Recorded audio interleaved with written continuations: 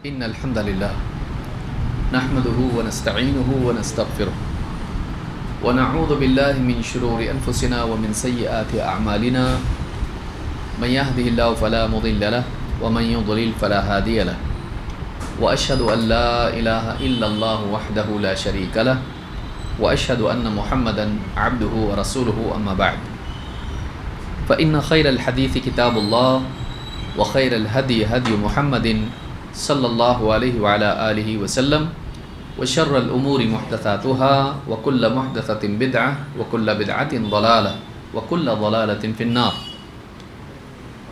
قال الله تبارك وتعالى قل لا يستوي الخبيث والطيب ولو أعجبك كثرة الخبيث.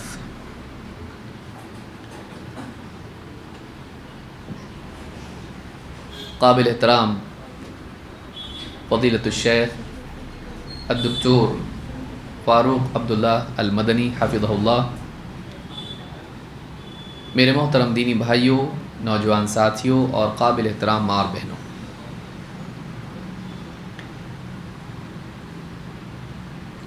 اللہ رب العالمین نے دنیا میں انسان کو آزاد پیدا کیا ہے، اس اعتبار سے کہ وہ انتخاب کریں اسے کیا عقیدہ اپنانا ہے اور کیسی زندگی گزارنا ہے،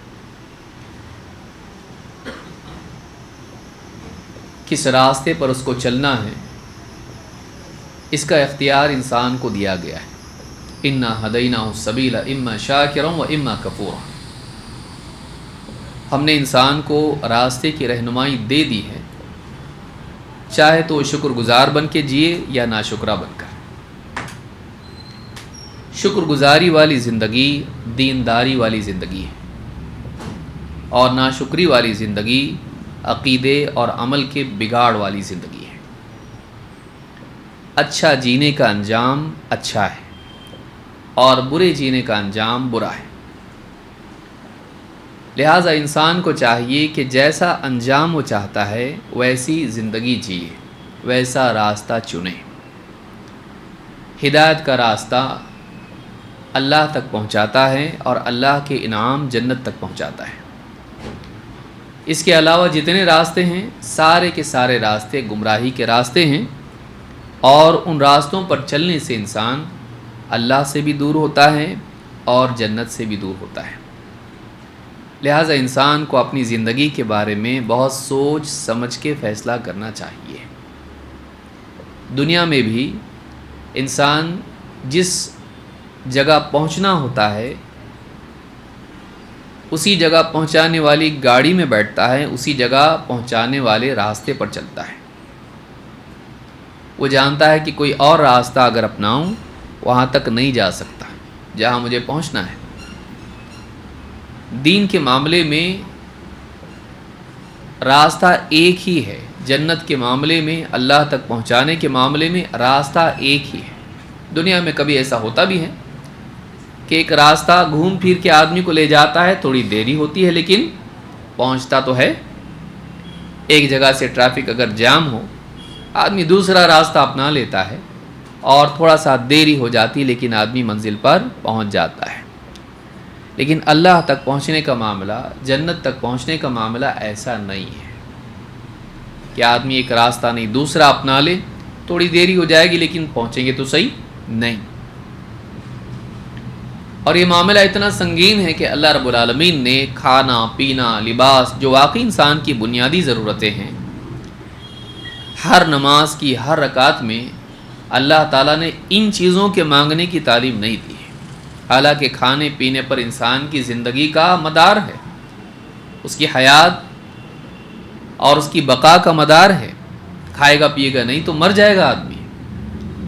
لیکن یہ مانگنے کے لیے نہیں سکھایا، بلکہ اللہ تعالیٰ نے ہر نماز میں ہر رکعت میں ہم کو مانگنا سکھایا، اہدنا الصراط المستقیم، اے اللہ صراط مستقیم کی ہدایت دے دے. معلوم ہوا کہ یہ اتنی اہم چیز ہے، سیدھے راستے کا ملنا، صراط مستقیم کا ملنا اور اس راستے پر چلنے کی ہدایت اللہ کی طرف سے، توفیق اللہ کی طرف سے ملنا، اس راستے پر چلنے اور اس پر باقی رہنے کی توفیق، یہاں تک کہ آدمی منزل تک پہنچ جائے. یہ اتنی بڑی چیز ہے کہ اللہ تعالیٰ نے نبی کو بھی حکم دیا کہ وہ مانگے. اس لیے پیارے رسول صلی اللہ علیہ وسلم چاہے جماعت سے نماز پڑھائیں یا تنہا نماز پڑھیں آپ اس صورت کو پڑھتے تھے. کوئی رکعت آپ کی ایسی نہیں ہوتی تھی جس میں آپ یہ آیت اور یہ صورت اور یہ دعا نہ مانگیں. سیدھا راستہ چلنا اور اس پر جمے رہنا نجات کے لیے یقینی شرط ہے، لازمی شرط ہے، اور نجات کی یقینی ضمانت ہے.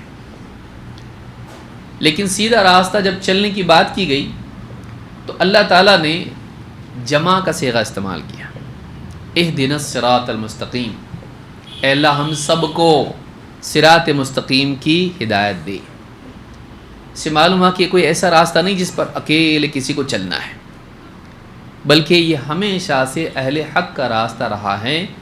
اللہ کے کئیوں بندے ایسے ہیں جو اس راستے پر چلتے رہے، اور انہی کے راستے پر ہم کو بھی چلنا ہے. یہ اہل حق ہیں. ہم سے پہلے انبیاء، پھر انبیاء کے سچے متبعین، پھر انبیاء میں آخری نبی خاتم النبیین محمد صلی اللہ علیہ وسلم، آپ کے صحابہ، اور پھر آپ کے بعد صحابہ کے بعد، اور ہر زمانے میں اہل حق رہے اور یہ قیامت تک رہیں گے. لا تزال طائفۃ من امتی ظاہرین علی الحق، میری امت میں ہمیشہ ایک گروہ رہے گا جو غالب رہے گا، حق پر قائم رہے گا. اور جیسے فرمایا کہ لا یضرهم من خذلهم او خالفهم حتی یأتی امر اللہ، کہ ان کا ساتھ چھوڑنے والے اور ان کی مخالفت کرنے والے ان کو ضرر نقصان نہیں پہنچا پائیں گے، کہ وہ ختم ہو جائیں، ہلاک ہو جائیں اور حق سے پھر جائیں، نہیں کر پائیں گے، ان کو نقصان نہیں پہنچا پائیں گے یہاں تک کہ قیامت آ جائے. یعنی قیامت تک اہل حق رہیں گے. تو ہم کو ان کے ساتھ ہونا ہے، ہم کو اہل حق کے راستے پر چلنا ہے. واتبع سبیل من اناب الی، اس کے راستے پر چل جو میری طرف لوٹا، پلٹا، متوجہ ہوا، راغب ہوا، اس کے راستے پر چل.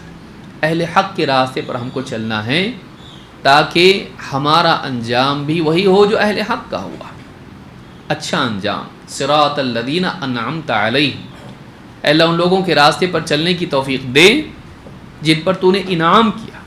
معلوم ہوا کہ صراط مستقیم پر چلنے سے انسان انعام کا حقدار بنتا ہے. اور ہم سے پہلے جو لوگ صراط مستقیم پر چلیں، اللہ تعالیٰ نے ان کو دنیا اور آخرت میں انعامات سے نوازا. دنیا میں اپنی نصرت ان کو عطا کی، برکات اور رحمت کا نزول ان پر ہوا، اور آخرت میں اللہ رب العالمین اپنی جنت میں ان کو بسائے گا. قیامت کے دن ان کی حفاظت کرے گا، انہیں راحت پہنچائے گا، اور جنت کی ابدی نعمتوں میں ان کو اللہ تعالیٰ بسائے گا. اگر آدمی چاہتا ہے کہ وہ کامیاب ہو، اسے چاہیے کہ وہ اہل حق کے راستے کو اپنائیں. لیکن اہل حق ہیں کون؟ موجودہ دور میں مسئلہ یہ ہو گیا ہے کہ انٹرنیٹ کی وجہ سے، موبائل فون کی وجہ سے، یوٹیوب، فیس بک اور اس طرح کی جتنی چیزیں ہیں، انسٹاگرام اور نہ جانے کتنی میڈیا کی شکلیں ہیں، اس میں لوگوں کے پاس تمیز ختم ہو گئی ہے. بھائی جو بھی بول رہا ہے سنو، جو بھی بول رہا ہے اس کی بات مانو. لیکن ہمیشہ سے ہمارے سلف ہم سے کہتے آئے ہیں کہ ہم کو اہل باطل کا نہیں، اہل حق کا راستہ اپنانا چاہیے. اور یہی بات تو سورہ فاتحہ میں بھی ہے. اے اللہ ہم کو ان کے راستے پر چلا جن پر تیرا انعام ہوا، ان کے راستے پر نہیں جو راستے سے جن پر تیرا غضب ہوا یا جو راستے ہی سے بھٹک گئے. تو معلوم ہے کہ کچھ لوگوں کا راستہ چلنا ہے، کچھ لوگوں کا راستہ نہیں چلنا ہے، کچھ لوگوں کے ساتھ ہونا ہے، کچھ لوگوں سے دور ہونا ہے. کیونکہ انسان جس کے راستے پر چلتا ہے اسی کے ساتھ اس کی منزل تک پہنچتا ہے. لہٰذا اہل حق کی پہچان ہونا بہت ضروری ہے. کون ہوتے ہیں اہل حق؟ ان کو کیسے پہچانیں، بہت ساری باتیں علماء نے اپنی کتابوں میں ان کی پہچان، ان کے علامات، ان کا شرف، ان کا مقام اللہ نے ذکر کیا ہے۔ لیکن موٹے طور پر دیکھیں، جو حدیث میں نے بیان کی، ایک جماعت ہمیشہ حق پر قائم رہے گی۔ امام البخاری نے اپنے استاذ علی بن مدینی کے حوالے سے ذکر کیا، اور اس کو امام الترمذی نے اپنی کتاب سنن الترمذی یا جامع ترمذی میں بیان کیا۔ وہ کون ہیں؟ کہا کہ ہم اہل الحدیث۔ وہ کون ہیں؟ اہل الحدیث ہیں۔ یہ کسی شخص کا نام نہیں ہے، یہ کسی پارٹی کا نام نہیں ہے، بلکہ ایک ایسی صفت ہے جس کے حاملین ہر زمانے میں رہیں گے، قیامت تک رہیں گے۔ ان کی پہچان کیا ہو؟ ان کا نام کسی شخصیت کے نام پر نہیں ہے، ان کا نام کسی علاقے کے نام پر نہیں ہے۔ ان کا نام کیا ہے؟ ان کا لقب، ان کی صفت اس چیز سے جڑی ہوئی ہے جس کے بغیر جنت کا دروازہ نہیں کھل سکتا۔ اللہ کے نبی صلی اللہ علیہ وسلم قیامت کے دن جنت کا دروازہ کھٹکھٹائیں گے، فرشتہ پوچھے گا کون؟ آپ ایک لفظ میں جواب دیں گے، محمد صلی اللہ علیہ وسلم۔ فرشتہ کہے گا ہاں ہاں ہاں، آپ ہی کے لیے مجھ کو حکم ہوا ہے کہ آپ سے پہلے یہ دروازہ میں کسی اور کے لیے نہیں کھولوں۔ تو نبی کریم صلی اللہ علیہ وسلم کی شخصیت، آپ کی ذات بھی اتنی عظیم اور آپ کی بات بھی عظیم۔ لہذا جو لوگ نبی صلی اللہ علیہ وسلم کی ذات کی بھی تعظیم کریں اور آپ کی بات کی بھی تعظیم کریں، ان کو اہل حدیث بولتے ہیں۔ یہ حدیث والے کہ جو نبی کی بات کو گرنے نہیں دیتے، نبی کی بات کا استخفاف نہیں کرتے، اس کے بارے میں لاپرواہی نہیں برتتے، وہ دین کو سمجھنے میں اللہ کی بات کے ساتھ ساتھ نبی کی بات کی بھی اہمیت کو مانتے ہیں، کتاب و سنت کا اہتمام کرنے والے۔ تو یہ اہل حدیث ہیں، یہ اہل حدیث ہے۔ اور امام ہم نہیں بول رہے، ہم سے پہلے 1000 سال پہلے امام الترمذی اس کو اپنی سنن میں ذکر کر چکے ہیں، سارے مدارس میں کتاب پڑھائی جاتی ہے۔ معلوم نہیں کتنوں کو معلوم ہے، کتنوں کو نہیں معلوم، لیکن ہے تو ہے، آج بھی ہے کہ امام البخاری اپنے استاذ علی بن مدینی سے نقل کرتے ہیں کہ ہم اہل الحدیث، وہ اہل حدیث ہیں۔ بس ہم کو یہ بات سمجھ میں آتی کہ اتنے بڑے ائمہ نے جب اس حدیث کی تشریح میں اس بات کو ذکر کیا ہے، ہم کو بھی ان کے ساتھ ہو جانا چاہیے۔ لیکن یہ اجمالی تعارف ہوا، واقعی اہل حق کی علامات کیا ہیں، تو ایک ایک کر کے اس کو ہم سمجھنے کی کوشش کریں گے کہ اہل حق کیسے ہوتے ہیں۔ کیا اہل حق کی پہچان یہ ہے کہ وہ میجورٹی ہوتے ہیں؟ عام طور سے عوام کے ذہن میں یہ ہوتا ہے زیادہ لوگ صحیح ہوتے ہیں۔ یہ قانون گرامر کے حساب سے صحیح ہے، لیکن حقیقت کے اعتبار سے غلط۔ جملہ بولنے میں تو صحیح لگتا ہے، اور دنیا میں بھی اکثر سیاست میں اس کا استعمال ہوتا ہے کہ جس کے ووٹ زیادہ وہ صحیح، وہ اچھا، وہ کامیاب، وہ غالب، وہ جیتا۔ لیکن دین کے معاملے میں ایسا نہیں ہوتا ہے۔ دین کے معاملے میں کثرت اور قلت حق کے لیے مدار یا بنیاد یا معیار نہیں ہے۔ اللہ تعالیٰ نے قرآن کریم میں اس کو بیان کیا۔ اللہ نے فرمایا قُلْ لَا يَسْتَوِي الْخَبِيثُ وَالطَّيِّبُ وَلَوْ أَعْجَبَكَ كَثْرَةُ الْخَبِيثِ۔ اے نبی آپ کہیے کہ خبیث اور طیب دونوں برابر نہیں ہو سکتے، نہ حال کے اعتبار سے نہ معال کے اعتبار سے۔ وَلَوْ أَعْجَبَكَ كَثْرَةُ الْخَبِيثِ، چاہے خبیث کی زیادتی، کثرت، اس کا زیادہ ہو جانا، بڑھنا، پلنا، پھولنا، اس کی کثرت تجھے تعجب میں ڈال دے، تجھے متاثر کرنے لگے، تجھے اٹریکٹ کرنے لگے، تیرے دل میں اپنی عظمت پیدا کرنے لگے۔ تو کبھی کبھی ایسا ہوتا ہے دنیا میں دور کے اعتبار سے، علاقے کے اعتبار سے، کہ غلط بڑھ جاتا ہے، اور لوگ اس غلط کو دیکھ کر اس کی کثرت کی وجہ سے اس سے مرعوب ہو جاتے ہیں۔ اتنے زیادہ لوگ غلط کیسے بول سکتے ہیں؟ آدمی گنتی کی بنیاد پر صحیح اور غلط کی تمیز تفریق کرنے لگ جاتا ہے، حالانکہ اللہ کے ہاں ایسا نہیں ہے۔ لوگوں کے ہاں کچھ بھی ہو، اللہ کے ہاں کیا ہے؟ اللہ نے فرمایا دونوں برابر نہیں ہو سکتے۔ بہت سے لوگ اس کو دین کے معاملے میں بھول جاتے ہیں، لیکن دنیا کے معاملے میں یاد رکھتے ہیں اکثر۔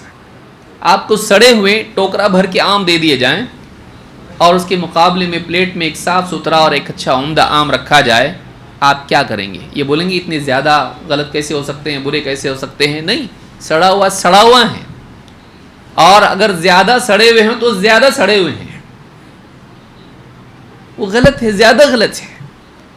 اس کے مقابلے میں ایک اچھا صاف ستھرا پھل ہے، وہ اچھا ہے، آپ اس کو چن کے کھائیں گے۔ آدمی پیٹ کے معاملے میں اس قانون کو یاد رکھتا ہے، دل کے اور دین کے معاملے میں یاد نہیں رکھتا اس کو، وہ زیادہ کو دیکھتا ہے۔ اگر زیادہ لوگ پانی میں چھلانگ لگا رہے ہوں اور ایک آدمی کنارے بیٹھا ہوا ہو کہ نہیں بھائی مجھ کو جان نہیں دینا ہے، یہ نادان لوگ ہیں، آپ کیا کریں گے؟ زیادہ لوگوں کے پیچھے جائیں گے؟ کہ جب اتنے سارے کود رہے ہیں پہاڑ پر سے، پانی میں، دریا میں، ندی میں، تو یہ پاگل تھوڑی نہ ہیں، میں بھی ان کے پیچھے جاتا ہوں، آپ کریں گے؟ نہیں۔ تو انسان کو یہ کرنا چاہیے کہ وہ صحیح غلط دیکھے، زیادہ کم نہیں، زیادہ کم نہیں۔ زیادہ لوگ صحیح ہوتے ہیں ایسا نہیں ہوتا ہے، صحیح ہوتا ہے، چاہے اس کے ماننے والے کم ہی ہوں۔ اسی لیے سفیان الثوری رحمۃ اللہ علیہ فرماتے ہیں، اسلکوا سبیل الحق، حق کے راستے پر چلو، ولا تستوحشوا من قلت اہلہ، اس حق کے راستے پر چلنے والوں کی کمی کی وجہ سے گھبراؤ مت۔ حق کے راستے پر چلنے والے کم ہیں، تھوڑے سے لوگ جا رہے ہیں پیدل لوٹے پیٹے کسی طرح سے، ہاں، اور باطل کے راستے پر ٹرک بھر بھر کے جا رہے ہیں لوگ، بس بھر بھر کے جا رہے ہیں لوگ، تو یہ راستہ اچھا لگتا ہے، کتنے سارے لوگ جا رہے ہیں اس کے اوپر، تو کیا یہ صحیح راستہ ہو گیا؟ نہیں۔ وَإِن تُطِعْ أَكْثَرَ مَنْ فِي الْأَرْضِ يُضِلُّوكَ عَنْ سَبِيلِ اللَّهِ، اللہ نے فرمایا اگر تو یہ کرنے لگ جائے کہ زمین میں اکثریت کے پیچھے چلنے لگ جائے تو تجھے اللہ کے راستے سے بھٹکا دیں گے۔ اگر تو اپنے لیے قاعدہ بنا لے کہ زمین میں زیادتی، کثرت، میجورٹی جہاں ہیں میں ان کے ساتھ ہو جاؤں گا، ان کی بات مانوں گا، تو یہ اصول اور یہ لوگ تجھے حق کے راستے سے بھٹکا دیں گے، اللہ کے راستے سے بھٹکا دیں گے۔ کسی دور میں ہو سکتا ہے اہل حق غالب ہوں، زیادہ ہوں، جیسے مدینہ میں بعد کے زمانے میں ہو گیا، اہل حق غالب آ گئے، اذا جاء نصر اللہ والفتح ورأیت الناس يدخلون فی دین اللہ افواجا، ایسا ہو سکتا ہے۔ تو میجورٹی نہ حق ہوتی ہے نہ باطل ہوتی ہے، جو صحیح ہے وہ صحیح ہے، جو غلط ہے وہ غلط ہے، پھر چاہے کم ہو یا زیادہ ہو۔ یہ بھی نہیں، بعض اوقات ہوتا ہے نا، کوئی آدمی نیا کوئی عقیدہ لے کر آ جاتا ہے، گمراہ آدمی، اور پھر یہ اصول پکڑ لیں کہ پورے علاقے میں سب جو ہیں حق کو مانتے ہیں، حدیثوں کو مانتے ہیں، میں حدیث کو نہیں صرف قرآن کو مانتا ہوں، میں مائنورٹی اس لیے میں صحیح ہوں۔ مائنورٹی صحیح ہوگی ایسا بھی اللہ نے نہیں کہا، نہ میجورٹی ہمیشہ صحیح ہوگی نہ مائنورٹی ہمیشہ صحیح ہوگی۔ صحیح کیا ہوگا؟ صحیح وہ جو اللہ اور اس کے رسول کی تعلیمات کے مطابق ہو۔ وَلَئِنِ اتَّبَعْتَ أَهْوَاءَهُمْ بَعْدَ الَّذِي جَاءَكَ مِنَ الْعِلْمِ مَا لَكَ مِنَ اللَّهِ مِنْ وَلِيٍّ وَلَا نَصِيرٍ، اے نبی اگر اللہ کی طرف سے آئے ہوئے علم کے بعد بھی آپ ان کی خواہشات کی پیروی کرنے لگ جائیں تو اللہ کے مقابلے میں نہ آپ کا کوئی محافظ ہوگا نہ کوئی مددگار ہوگا۔ معلوم ہے کہ اصل اتباع علم کی جاتی ہے، اصل اتباع اللہ کی طرف سے آئے ہوئے علم کی، نہ کہ خواہشات کی، اپنے دل سے بنی ہوئی باتیں، فلسفے، خواہشات، چاہتیں، تمنائیں، ان کے پیچھے نہیں چلنا ہے، چلنا ہے علم کے پیچھے، چاہے وہ ہماری خواہش کے خلاف ہو، چاہے وہ ہماری عقل کے بھی اندر نہ آتا ہو۔ سمجھ میں نہیں آ رہا، ٹھیک ہے، اللہ اور اس کے رسول کی بات حق ہے، چاہے سمجھ میں آئے یا نہ آئے، کیونکہ میری سمجھ کمتر بھی ہو سکتی، کمزور بھی ہو سکتی ہے، کل کو سمجھ میں آئے گی بات یا نہ بھی آئے، جیسے ڈاکٹر کی سمجھ میں نہیں آتی بات لیکن مان لیتا آدمی اس کو، کیوں؟ اس پر اعتماد ہوتا ہے، اس کے تجربے کی وجہ سے، اس کی ڈگری کی وجہ سے۔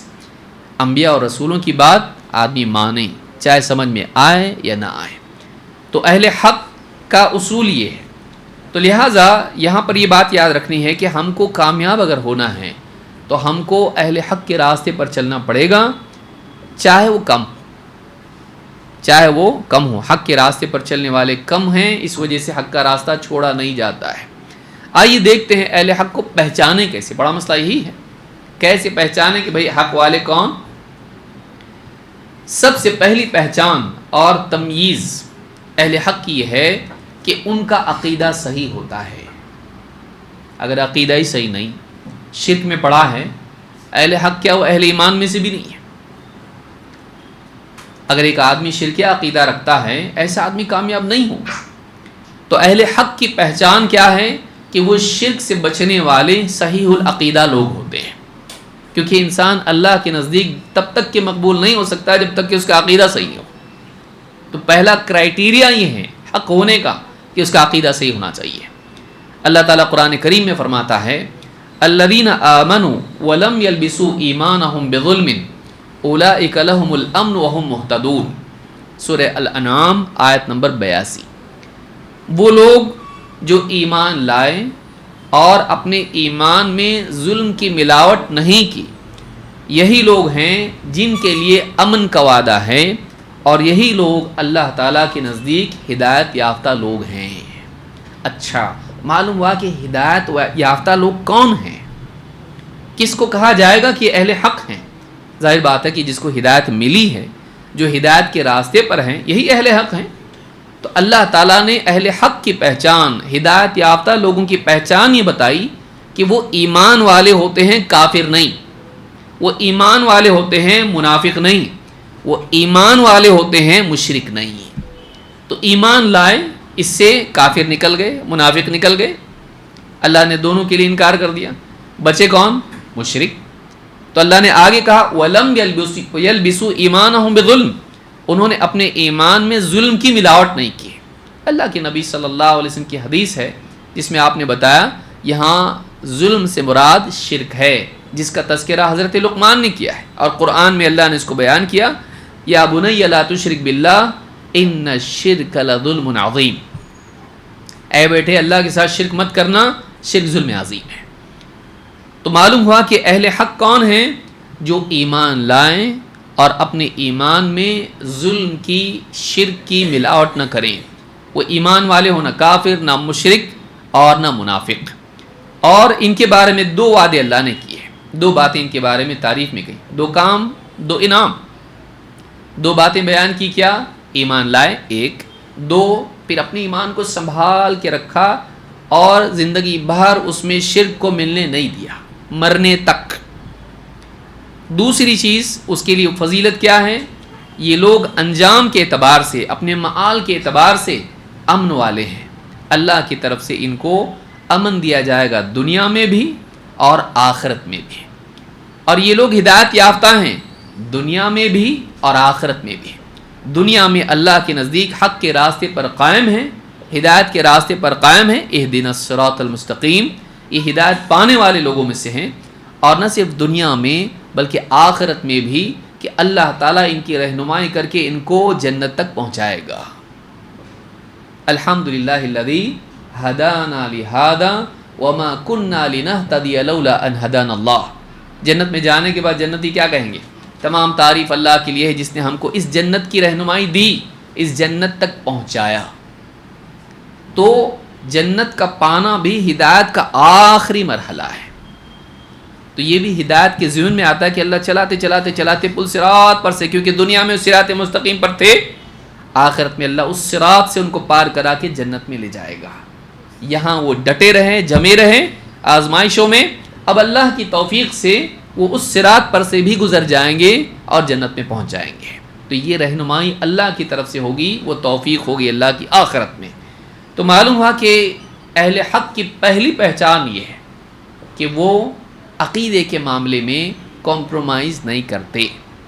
اب آپ جائزہ لے کے دیکھیے دنیا میں اس وقت میں جتنے لوگ ہیں، دعوے سبھی کرتے ہیں، لیکن ان میں آپ دیکھیں کہ کون لوگ ہیں رات دن صبح شام، جمعہ کا خطبہ، صبح کا درس، دوپہر کا، شام کا، کچھ بھی ٹاپک دے دو کہیں نہ کہیں سے توحید آ جاتی، کہیں نہ کہیں سے وہ چیز جس کو آخری وقت میں نبی صلی اللہ علیہ وسلم امت پر خطرہ محسوس کر رہے تھے، قبر پرستی. لعنت اللہ علی الیہود والنصارى اتخذوا قبور انبیائہم مساجد. اللہ کی لعنت ہو یہود و نصارہ پر، انہوں نے اپنے نبیوں کی قبروں کو سجدہ گاہ بنا لیا. قبر پرستی آخری وقت میں نبی صلی اللہ علیہ وسلم امت پر اس کا خطرہ محسوس کرتے تھے. آج امت قبر پرستی میں مبتلا ہے، ماڈرن زمانہ ہے لیکن پھر بھی ہے اور بڑھ رہا ہوگا. اب ایک ویڈیو کسی نے بھیجا، پہلے لوگ چادریں چڑھاتے تھے، اب کرتا ٹوپی چڑھا رہے ہیں قبر کے اوپر. کہاں کرتا پہنیں گے وہ؟ سوچیے، الگ الگ طریقے سے آدمی آج کیا نہیں پوج رہا. آدمی تازی بنا کر اس کو پوج رہے ہیں، کعبہ بنا کر اس کے اطراف طواف کر رہے ہیں. کیا نہیں کر رہے مسلمانوں میں سے ایسے لوگ جو مسلمان گھرانوں میں پیدا ہوئے ہیں.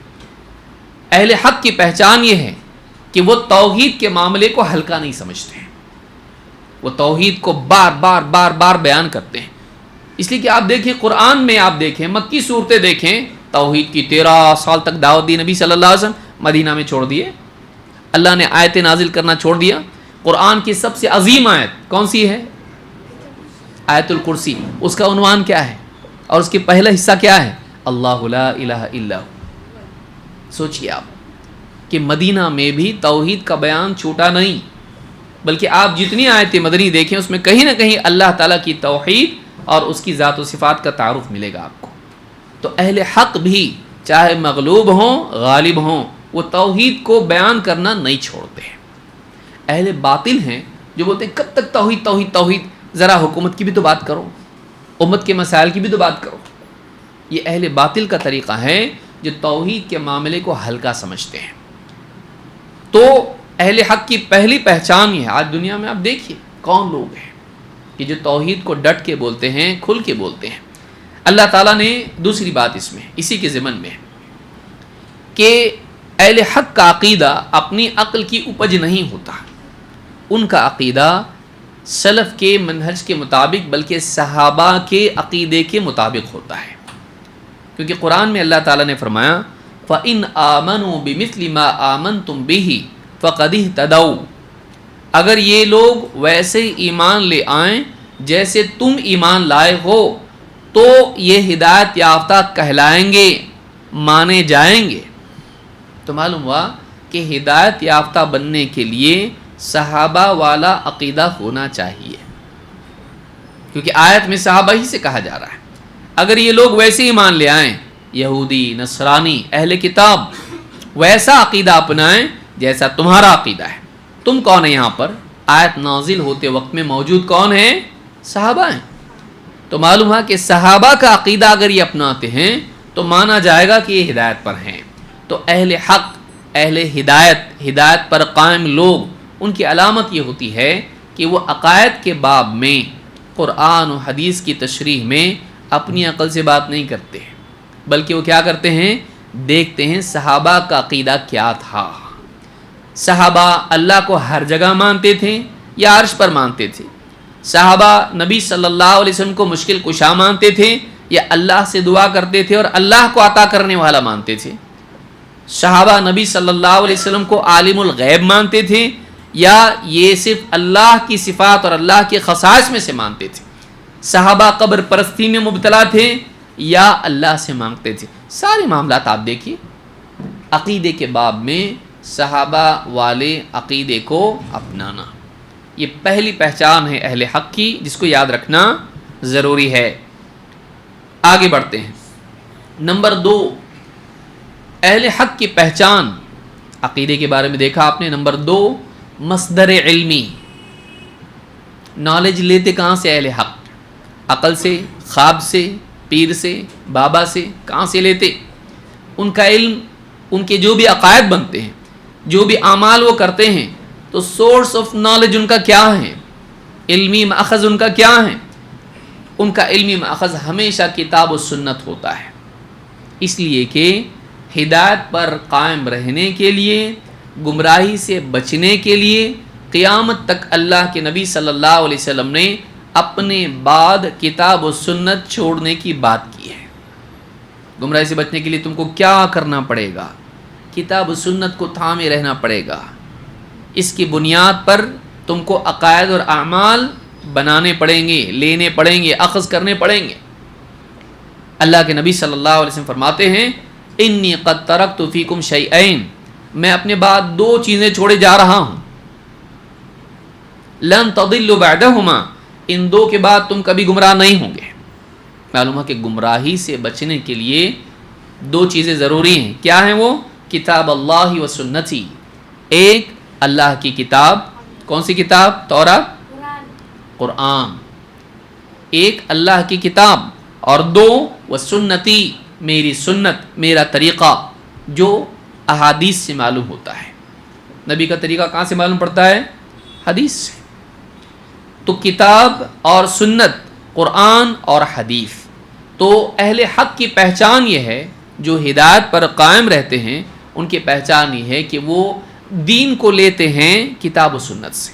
اسی لیے ان کے دروس میں، ان کے خطبات میں، ان کی کتابوں میں جو بھی بات وہ کہیں آپ کو دلیل ملے گی.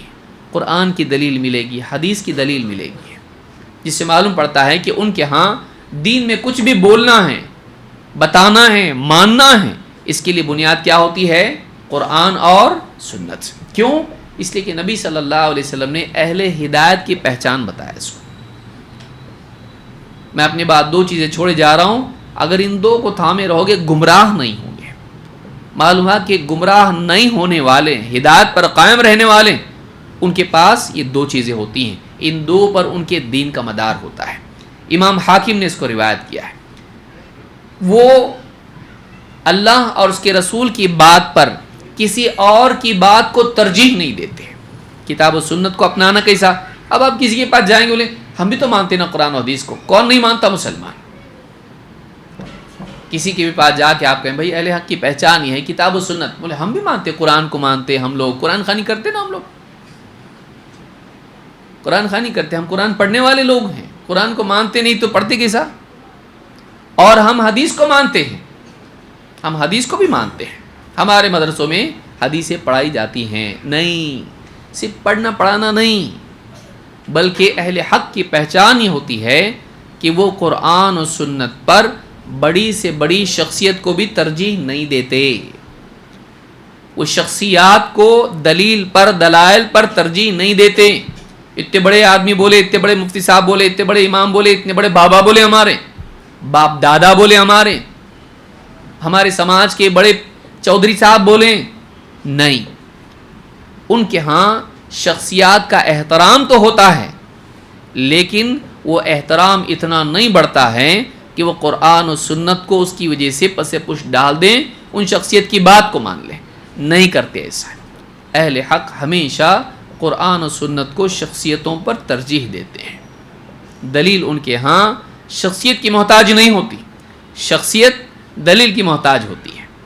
آدمی دلیل کا محتاج ہوگا نا، دلیل آدمی کی محتاج ہے. کوئی نہیں مان رہا تو دلیل غلط، ہاں کوئی نہیں مان رہا تو دلیل کیا ہو جائے گی؟ غلط ہو جائے گی. نہیں، تو نہیں ماننے والا غلط ہوگا، نہ کہ دلیل. اللہ کے نبی صلی اللہ علیہ وسلم فرماتے ہیں لو بدا لکم موسیٰ فاتبعتموہ وترکتمونی لضللتم عن سواء السبیل.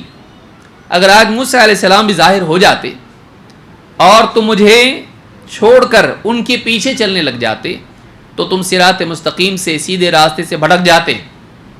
اگر ایسا ہوتا کہ آج موسیٰ علیہ السلام آ جاتے اور تم ان کے پیچھے چلنے لگ جاتے مجھے چھوڑ کر، جو سا وہ بتایا ویسا کرنے لگ جاتے، ان کی بات مان لیتے، ان کو فالو کرتے قول و عمل میں، تو تم سیدھے راستے سے بھٹک جاتے.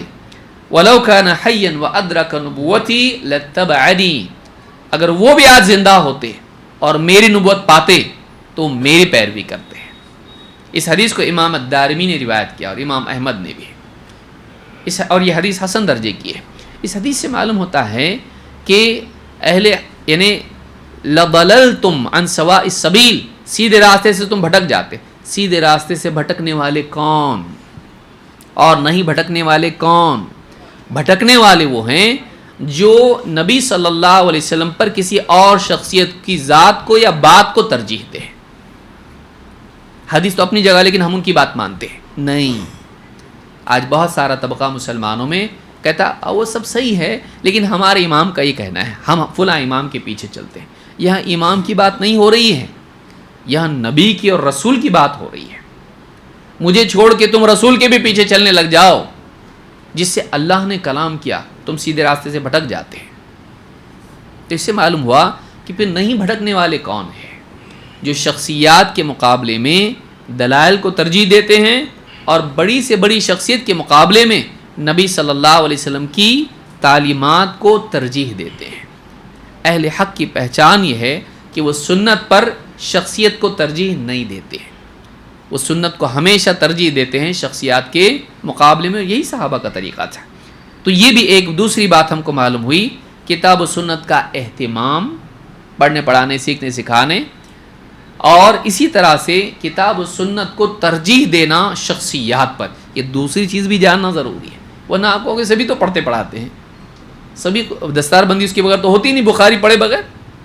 پھر غلط کون ہے؟ غلط وہ ہے جو عملی میدان میں جب عقیدے کا معاملہ آ جائے، عبادات کا، اخلاق کا، حقوق کا، سارے معاملات کا معاملہ آئے، تو ایسے وقت میں پھر کیا کرتا ہے؟ وہ حدیث اپنی جگہ ہے، یہ سنت اپنی جگہ وہ بھی ہے، لیکن ہمارے امام کا ایسا بولنا ہے، لیکن ہمارے پیر کا، بابا کا، فلاں کا، باپ دادا کا، ان کا ایسا بولنا ہے، ہمارے علاقے کا یہ رواج ہے۔ تو اس طرح سے اگر وہ ترجیح دینے لگیں، یہ اہل حق ہو سکتے نہیں۔ دوسری بات ہم نے دیکھی۔ نمبر 3، اہل حق کی پہچان یہ ہے کہ وہ صحابہ اور ان کے بعد آنے والے اسلاف جو ان کے راستے پر چلے، ان کو چھوڑ کے کوئی اور راستہ نہیں اپناتے ہیں۔ صحابہ اور ان کے بعد جو ہمارے اسلاف آئے ہیں، جو اہل حق صالحین گزرے، ان سے ہٹ کے کوئی اور راستہ نہیں اپناتے ہیں۔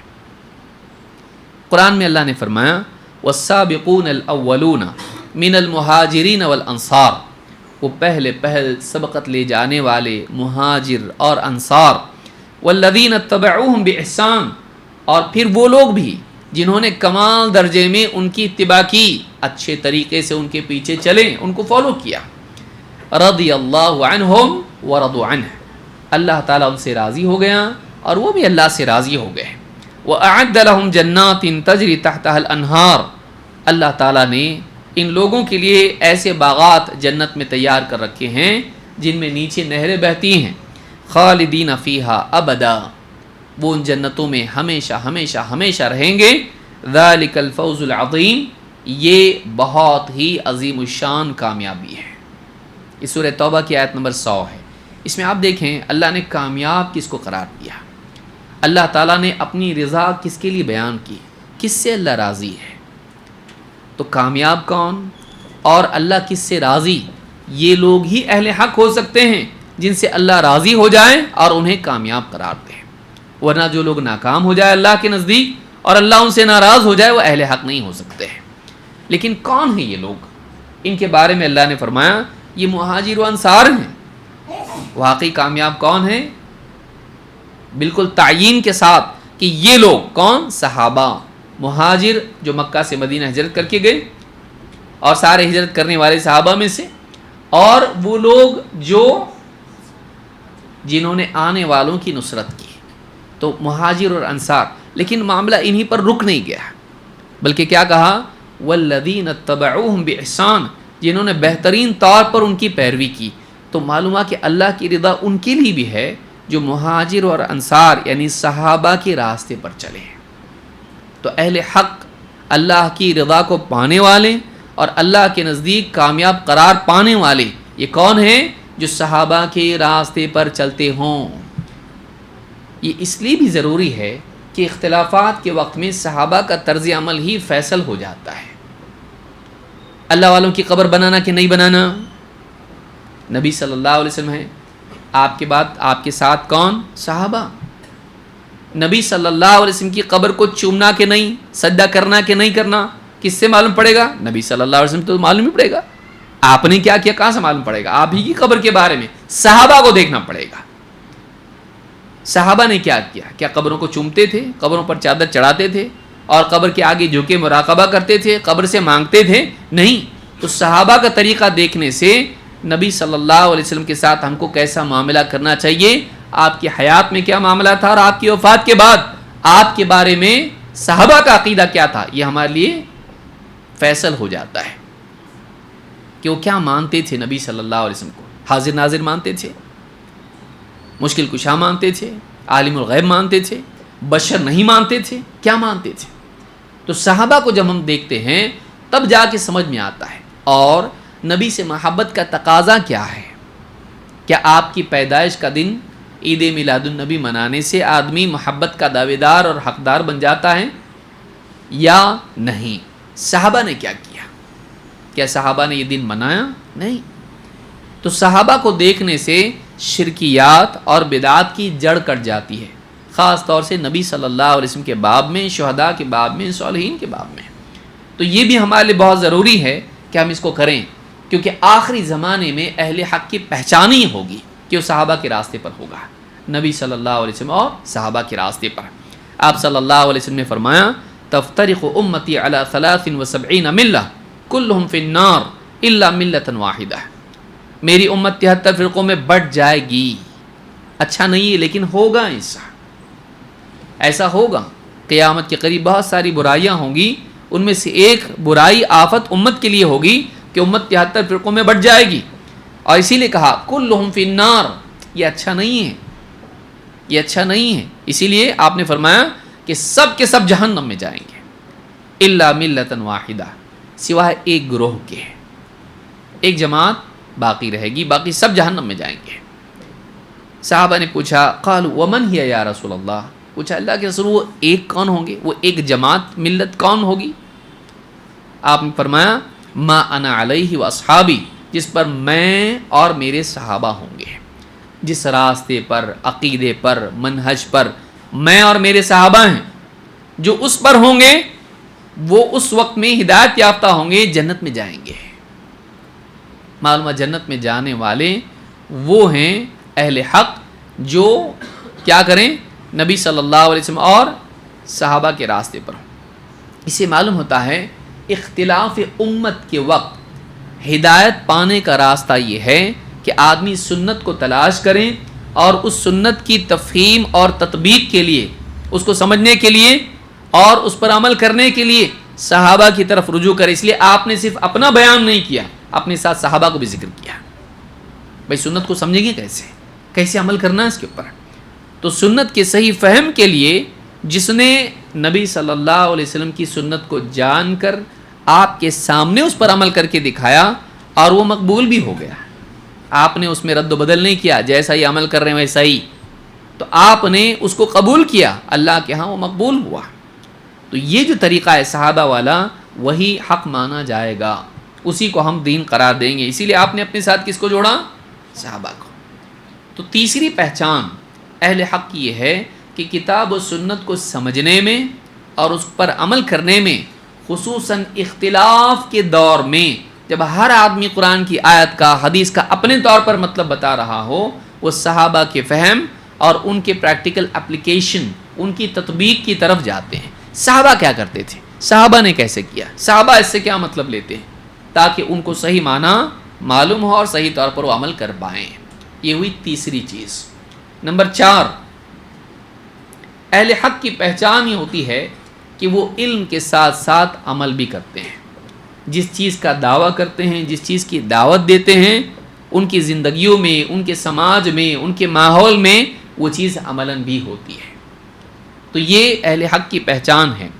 اللہ کے نبی صلی اللہ علیہ وسلم نے ہم کو یہ بات بتائی ہے۔ آپ فرماتے ہیں ان مثل ما آتانی اللہ من الہدی والعلم کمثل غیث اصاب ارضا، جس علم و ہدایت کے ساتھ اللہ تعالیٰ نے مجھے مبعوث کیا ہے، مجھے بھیجا ہے، اس کی مثال ایک بارش کی طرح ہے جو کسی زمین پر نازل ہو۔ فَكَانَتْ مِنْهَا طَائِفَةٌ طَيِّبَةٌ قَبِلَتْ ذَلِكَ، جس علاقے میں بارش ہوئی وہاں کی زمین کا ایک حصہ بڑا عمدہ تھا، اس نے اس پانی کو جذب کر لیا۔ فَأَنْبَتَتِ الْكَلْأَ وَالْعُشْبَ الْكَثِيرَ، اس کے اس حصے کے زرخیز زمین کے ٹکڑے کے پانی کو جذب کرنے کی وجہ سے اس میں سے لوگوں کے لیے فصل بھی نکلی، جانوروں کے لیے چارہ بھی نکلا، لوگوں کی غذا اس میں سے نکلی۔ وَأَمْسَكَتِ الْمَاءَ، اور دوسرا حصہ تھا، اس نے کچھ اگایا تو نہیں لیکن پانی کو روک رکھا، پانی کو روک رکھا۔ فَنَفَعَ اللَّهُ بِهَا النَّاسِ، تو اللہ تعالیٰ نے اس کے ذریعے لوگوں کو فائدہ پہنچایا۔ فَشَرِبُوا مِنْهَا وَسَقَوْا وَزَرَعُوا، تو لوگوں نے اس میں سے پانی پیا، جو زمین تھی اس نے روک لیا پانی کو، پتھریلی زمین جیسی تھی لیکن اس نے پانی کو روکا، تو لوگوں نے اس میں سے رکے ہوئے پانی سے پیا، اپنے جانوروں کو، لوگوں کو بھی پلایا، اور وزرعوا اس پانی کا استعمال کیا اپنی کھیتی کے لیے. وَأَصَابَ مِنْهَا طَائِفَةٌ أُخْرَى لیکن ایک تیسرا حصہ بھی زمین کا تھا اسی علاقے میں, اس پر بھی بارش برسی.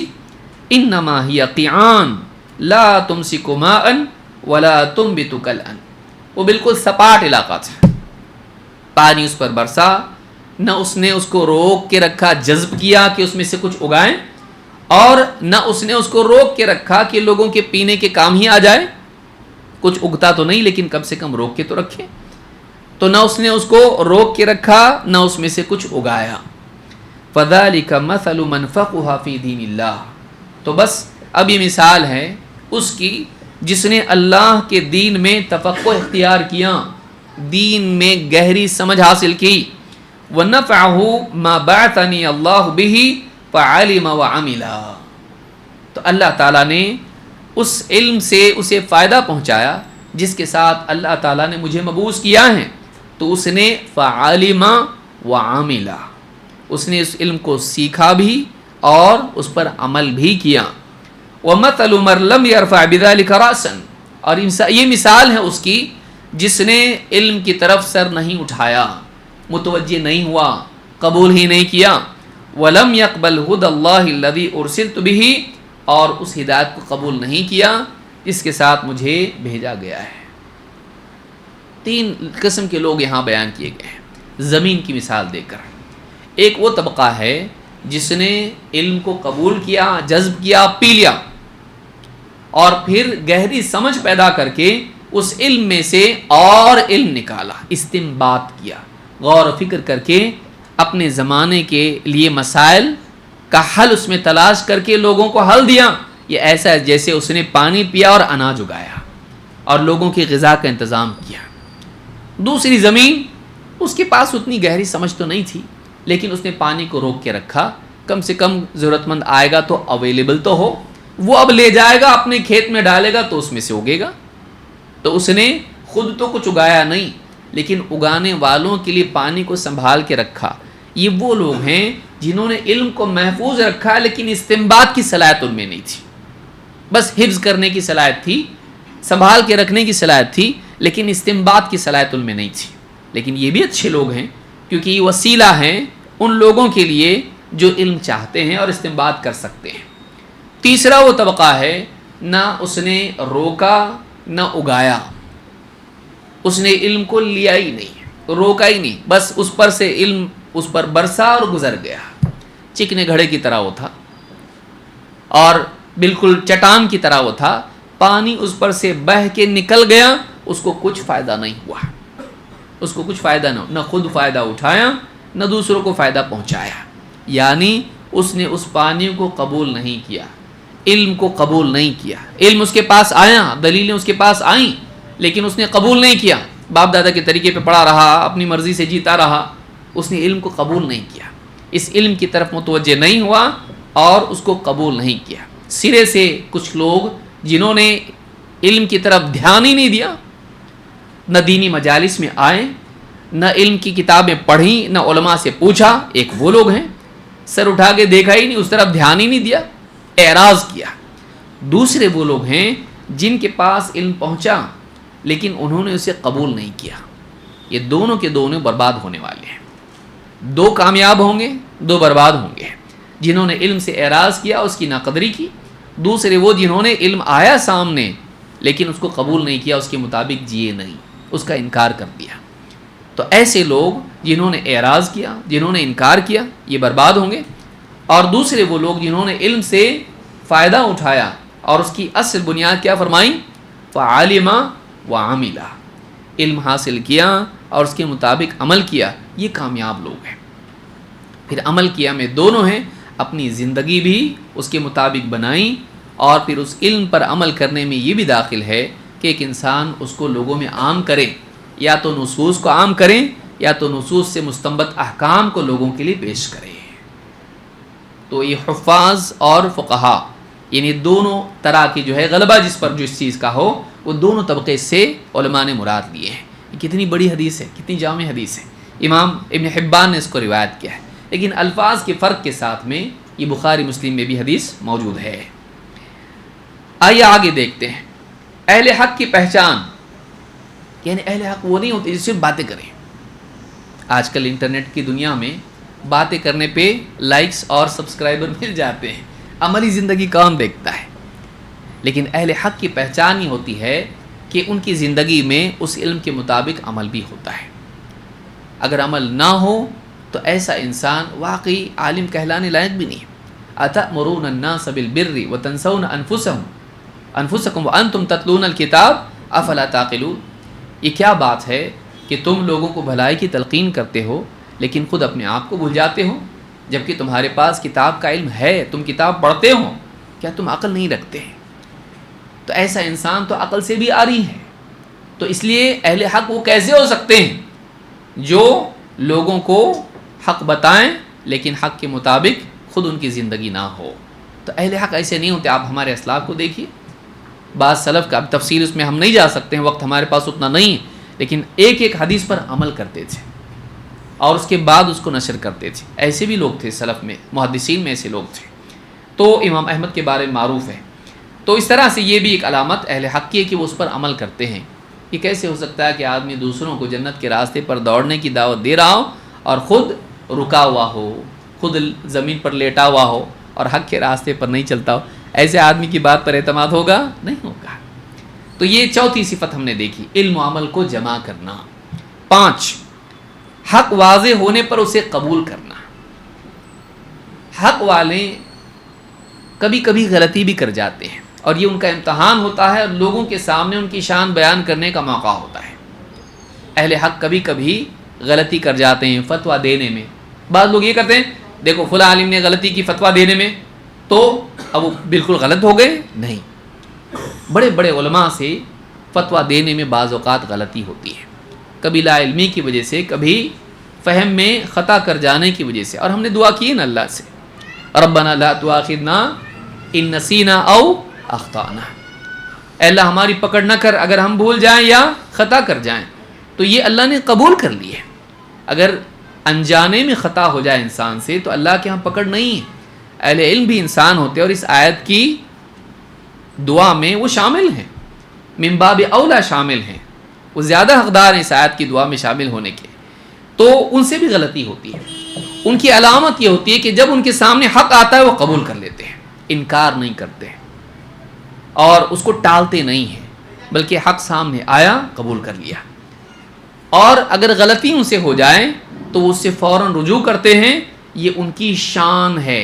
اہل ہوا، اہل بدعات، خواہش پرست لوگوں کی شان، ان کی علامت یہ ہے کہ وہ حق سامنے آنے کے بعد میں بھی اس کو قبول نہیں کرتے بلکہ تاویلات کا مکڑی کا جالا بننے لگ جاتے ہیں. ایسا نہیں، ایسا نہیں، ایسا کر کے کسی طرح سے اپنی بات کو ثابت کر دیں گے، چاہے دلائل کو کتنا ہی توڑنا مروڑنا کیوں نہ پڑے، کچھ کا کچھ دور کی تعویل کرنی پڑے. وہ اپنی بات کو گرنے نہیں دیتے. وہ خواہش پرست ہوتے ہیں، اسی لیے اپنی بات کو گرنے نہیں دیتے کیونکہ اپنی شخصیت کو ترجیح دیتے ہیں حق کے مقابلے میں. یہ اہل بدعت کی علامت ہے. اہل حق کی علامت کیا ہے؟ وہ اپنی شخصیت کو نمبر 2 پر رکھتے ہیں، حق کو نمبر 1 پر، بلکہ حق کے مقابلے میں اپنے آپ کو رکھتے بھی نہیں ہیں. ہم کچھ بھی نہیں ہیں، حق اصل ہے، ہماری کوئی حیثیت نہیں ہے. وہ بے حیثیت ہو جاتے ہیں. اللہ تعالیٰ نے قرآن کریم میں فرمایا والذی جاء بالصدق وصدق به اولئک هم المتقون. سورہ زمر میں اللہ نے فرمایا وہ جو سچی بات لے کر آیا اور وہ جس نے سچی بات کو سچا مان لیا، اس کی تصدیق کی، یہی وہ لوگ ہیں جو متقی ہیں، متقی کہلانے کے حقدار ہیں اور آخرت میں برے انجام سے بچنے والے ہیں. متقون کون؟ وہ جو حق لائیں اور دوسرا وہ جو اس حق کو فوراً قبول کر لیں، اس کو مان لیں، اس کی تصدیق کریں. تو سچائی لانے والا محمد صلی اللہ علیہ وسلم اور تصدیق کرنے والا ابو بکر صدیق رضی اللہ تعالیٰ عنہ، اس کی ایک مثال ہے. یہ تحدید کے طور پر نہیں ہے، تمثیل کے طور پر ہے کہ نبی صلی اللہ علیہ وسلم حق لے کر آئیں اور جیسی آپ نے حق پیش کیا ابو بکر صدیق رضی اللہ تعالیٰ عنہ پر، انہوں نے بالکل پس و پیش نہیں کیا، فوراً قبول کر لیا. سچ کو قبول کرنے والے اہل حق کی مثال یہ ہوتی ہے. ان کے لیے اسوہ ابو بکر صدیق رضی اللہ تعالیٰ عنہ ہے کہ جو حق سامنے آنے کے بعد فوراً قبول کر لے. لیکن کبھی کبھی ایسا ہوتا ہے کہ انسان غلطی کرتا ہے اور غلط فہمی اس کو ہوتی ہے، بعد میں حق اس کے سامنے آتا ہے. اب امتحان ہوتا ہے تیری بات صحیح یا حق، کس کو مانے گا تو؟ اپنے کو غلط مانتا کہ نہیں مانتا؟ ہاں میرے سے چھپا رہ گیا، ہاں مجھ سے غلطی ہو گئی، مانتا کہ نہیں مانتا؟ وہ امتحان ہوتا ہے. اللہ کے نبی صلی اللہ علیہ وسلم فرماتے ہیں کل ابن آدم خطاء وخیر الخطائین التوابون. امام احمد، ترمذی، ابن ماجہ نے اس کو روایت کیا ہے. بنی آدم سب کے سب غلطی کرتے ہیں، خطا کار ہیں، چھوٹی بڑی غلطیاں ان سے ہوتی رہتی ہیں. لیکن کیا فرمایا؟ ان سب میں خطا کاروں میں بہتر خطا کار کون ہیں؟ جو توبہ کر لیتے ہیں، جو رجوع کر لیتے ہیں، حق کی طرف لوٹ آتے ہیں، غلطی پر معافی مانگ لیتے ہیں. تو جو لوگ اپنی غلطی کا اعتراف کریں اور اللہ سے مغفرت کی دعا کریں، توبہ کریں، حق کی طرف حق واضح ہونے کے بعد لوٹ آئیں، یہ اہل حق ہیں. واقعی حق کے حقدار یہی لوگ ہیں، اور اہل حق کے لقب کے حقدار بھی یہی لوگ ہیں. جو حق کی طرف آئے نہیں وہ اہل حق ہو سکتے نہیں ہو سکتے. کبھی براہ راست انسان حق کو قبول کرتا ہے، لیکن کبھی غلطی کر جاتا ہے اور پھر حق سامنے آتا ہے، یا بعض اوقات حق بعد میں سمجھ میں آتا ہے. کبھی سمجھ میں بعد میں آتا ہے، حدیث سامنے ہوتی ہے لیکن غلطی بعد میں سمجھ میں آتی ہے، اچھا ایسا نہیں ایسا ہے. مثال کے طور پر آپ دیکھیے، دونوں مثالیں ہم کو حضرت عمر میں ملتی ہیں. ایک مرتبہ، لمبا واقعہ میں مختصر بتا رہا ہوں، ابو موسیٰ اشعری رضی اللہ تعالیٰ آئے، اجازت مانگی، 3 بار اجازت مانگی، اجازت نہیں ملی. حضرت عمر رضی اللہ تعالیٰ خلیفہ ہیں، گھر میں کام میں بزی ہیں، امت کے معاملات مشورے میں ہیں، بات کر رہے ہیں، کچھ فیصلہ کر رہے ہیں. چلے گئے ابو موسیٰ اشعری رضی اللہ تعالیٰ عنہ، کہا کہ بلا لاؤ ان کو باہر. جب کام ہو گیا کہا وہ تو چلے گئے. کہا کیسے چلے گئے؟ بلا لاؤ. بلایا، پوچھا کیوں چلے گئے؟ کہا حدیث کی وجہ سے. کیا حدیث ہے؟ اجازت 3 مرتبہ ہے، اور 3 بار اجازت نہ ملے الاستئذان ثلاث والا فلیرجع. 3 بار اجازت مانگنا چاہیے، اور اجازت نہ ملے واپس لوٹ جانا چاہیے. بس یہ قانون ہے، سنت ہے، یہ نبی کا طریقہ ہی ہے.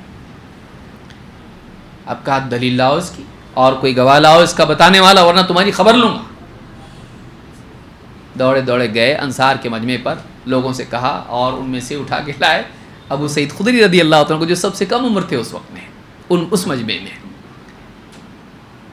اور آ کے انہوں نے گواہی دی، ہاں یہ حدیث میں بھی سنا ہوں، ہے ایسا. اس وقت میں حضرت عمر نے کیا کہا؟ تم دونوں کے دونوں غلط بول رہے ہو. بولے میں مہاجر ہوں، میں اتنے زمانے ساتھ رہا ہوں، میں سینئر ہوں، تم جونیئر رہ کے مجھ کو سکھا رہے ہو. نہیں، بلکہ کیا کہا؟ خفی علی ھذا من امر رسول اللہ صلی اللہ علیہ وسلم الہانی الصفق فی الاسواق. کیا کہا؟ دیکھو نبی صلی اللہ علیہ وسلم کی بات مجھ سے چھپی رہ گئی، بازار میں تجارت کرنے کی وجہ سے میں اس سے محروم رہ گیا، اس سے میں غفلت میں رہ گیا. اتنی بڑی بات دیکھو، اتنی ایسی چیز مجھ سے رہ گئی. انہوں نے کھلے تو اچھا جاؤ دیکھیں گے بعد میں، ایسا نہیں کہا، بلکہ صحابہ بڑے اچھے لوگ تھے. انہوں نے کھلے تو جب ڈانٹا ہے تو پھر اعتراف بھی کیا صاحب نے، کہا کہ دیکھو مجھ سے چھپی رہ گئی، میں نہیں جانتا تھا یہ. اور کیوں نہیں جانتا تھا؟ جبکہ باری طے کی تھی، ایک دن جاؤں گا، میں سنوں گا، سیکھوں گا، اور ایک دن پڑوسی آگے بتائے گا. اتنا اہتمام تھا، لیکن اپنی کوتاہی کا اعتراف کرتے ہوئے کیا کہا؟ بزنس میں لگا رہا میں، دیکھو میرے سے رہ گیا یہ.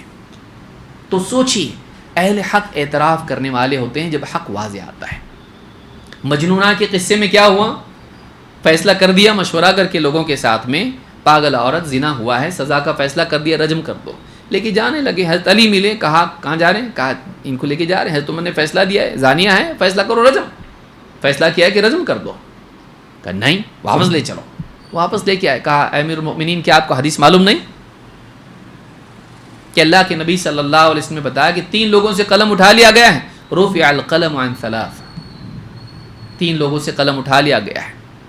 نابالغ بچہ جب تک کہ جوان نہیں ہوتا ہے، سویا ہوا جب تک کہ جاگتا نہیں، اور پاگل جب تک کہ عقل واپس لوٹ نہیں آتی. یہ تو پاگل ہے. کہا اس کے اوپر کیا ہے پھر؟ کہا کچھ بھی نہیں، مطلب گناہ ہے اس کے اوپر کچھ نہیں. کبھی کیوں اس کو روک کے رکھیں، چھوڑیے اس کو. کہا چھوڑ دو.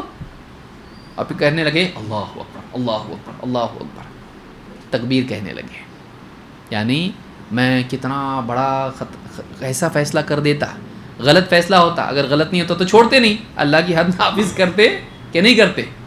مطلب نہیں، یہ حد نافذ کرنے لائق نہیں ہے، یہ اس کی حقدار نہیں ہے، اس کو چھوڑ دینا چاہیے۔ تو اپنے فیصلے کو لے لیے، یہ نہیں کہا ہمارا فتویٰ تیر کی طرح ہوتا ہے، نکل گیا واپس نہیں آتا۔ مفتی لوگ آج کیا بولتے ہیں؟ ہمارا فتویٰ ایک بار نکل گیا ختم، وہ تیر کے جیسا ہے، واپس نہیں آتا، کسی نہ کسی کو لگ کے رہتا ہو، مر جائے جو بھی ہو جائے، طلاق ہو گیا تمہارا، اب کچھ نہیں ہو سکتا۔ سوچئے، پورے لوگوں سے میٹنگ کر کے فیصلہ دیے ہیں، اکیلے بھی نہیں دیے ہیں، مشورہ کر کے دیے ہیں، لیکن جب ایک حدیث سامنے آئی، یہ نہیں کہا تم جونیئر ہو میں سینئر ہوں، نہیں کہا میں مسلمان ہوں کامل المومنین ہوں تم نہیں ہو، نہیں کہا، فوراً مان لیا، فوراً اپنے فیصلے کو کالعدم کر کے اس عورت کو چھوڑ دیا۔ یہ اہل حق کی پہچان ہوتی ہے، چاہے کلام سے ہو یا قلم سے ہو، وہ اپنی غلطی کا اعتراف کرتے ہیں، اور یہ ان کی شان ہوتی ہے، یہ اہل باطل نہیں کر سکتے، کیونکہ حق والوں کے پاس جرت ہوتی ہے اور ان کے پاس اللہ کا خوف ہوتا ہے، حق کی عظمت ان کے دلوں میں ہوتی ہے، اور اپنے بارے میں وہ کبھی اس خوشگمانی میں نہیں پڑتے ہیں کہ میں حق کے مقابلے میں کچھ ہوں، وہ ہمیشہ اپنی حیثیت کو گراتے ہیں حق کے مقابلے میں۔ تو یہ یاد رکھیے، تو اس سے کبھی دھوکہ نہیں کھانا، ارے ان سے تو غلطی ہو گئی۔ ہاں، اہل حق سے غلطی ہوتی ہے، بڑے بڑے علماء سے غلطی ہوتی ہے، ان کی شان میں گستاخی نہیں کرنا ہے، وہ یہ بتانے کے لیے کہ یہ نبی نہیں ہے، یہ بتانے کے لیے کہ یہ عالم الغیب نہیں ہے، یہ سب کچھ جانتے نہیں ہیں، یہ بتانے کے لیے کہ کتنے بڑے عالم تھے، دیکھو اتنے بڑے ہو کے بھی اپنی غلطی کا اعتراف کیا۔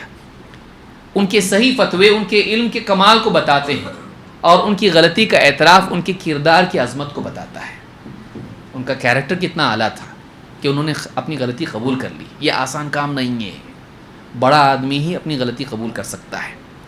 تو کبھی دھوکہ نہیں کھانا اور کسی عالم کی غلطی سے اس سے بدظن نہیں ہونا۔